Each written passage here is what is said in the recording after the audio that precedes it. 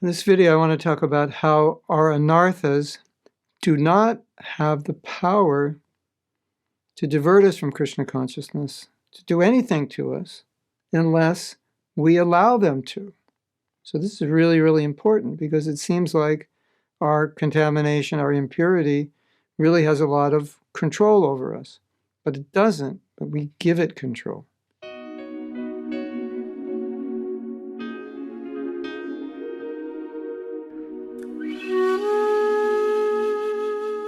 What does it mean to be a conditioned soul? Conditioned soul means one who is conditioned by past bad habits, by past sinful actions, conditioned to think about sense gratification, and conditioned to be attached to so many things. So this is where we begin our devotional service.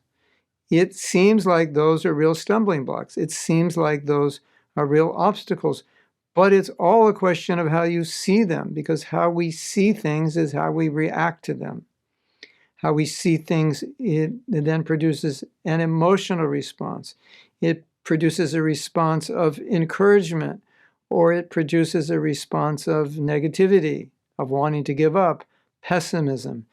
And it could be the very same thing that we're looking at, which causes us to become enthusiastic or discourages us. Like the saying goes, when things get tough, the tough get going. So the toughness inspires them, but it doesn't inspire everyone. So it's the same way with Anarthas. Number one, Anarthas are normal. Everyone who is Krishna conscious, every pure devotee who came from the conditioned state to the pure state, had to tolerate, deal with Anarthas, just like you and I have to deal with it. And so to think that these things are obstacles to bhakti is not really true. And this is based on the principle that there is no material obstacle to bhakti, that nothing material enhances bhakti and nothing material stops it. And so when I say this is a problem and this is going to stop my bhakti, then basically I'm saying something material can influence my bhakti, when in fact, philosophically speaking, it's not true, which means it's not true.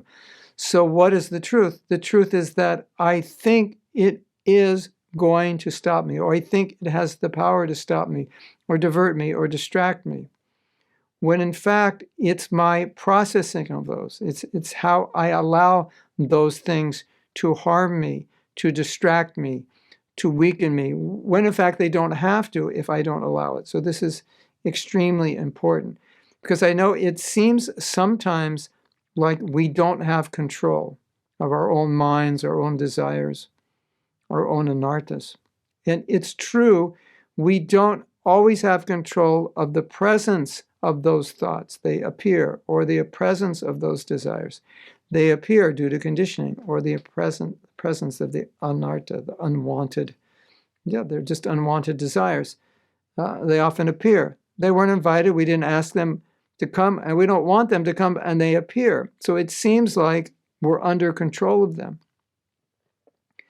When they appear, then the question is, now what are you going to do about it? Because at that point, when they appear and they're there, we have to deal with it. And that's where our choice comes in. That's where our decisions come in.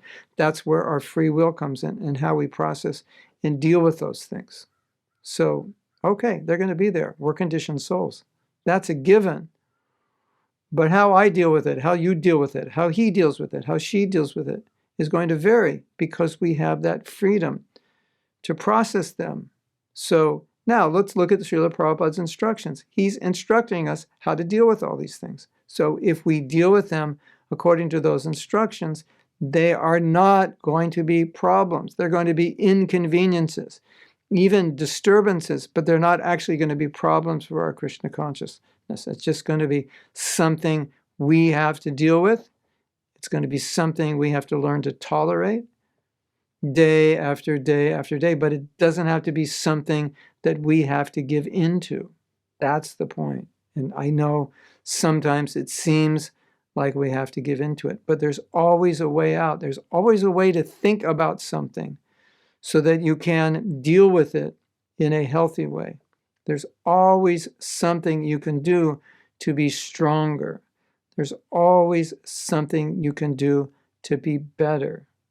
And it's really, really important to remember this, because otherwise we'll tend to give in and say things like, there's nothing I can do, this is just how I am, this is too difficult to overcome.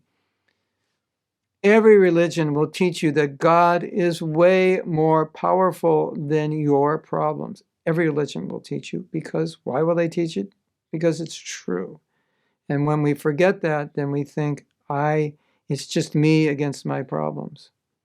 Krishna, I like this verse in the Gita where Krishna says, I give the determination to people who want to worship the demigods. But Krishna gives the determination to anybody, devotee, non-devotee, who wants to achieve something. So if Krishna can give determination to a demigod worshiper, certainly he can give determination to his devotees to overcome anything, if that's what the devotee wants. So it's really in our court, and it's really important to understand that. And no matter how much it seems the opposite, don't ever buy into that idea. It's not. It's always in our hands. We have the choice. We make the decisions of how we're going to deal with what is being thrown at us.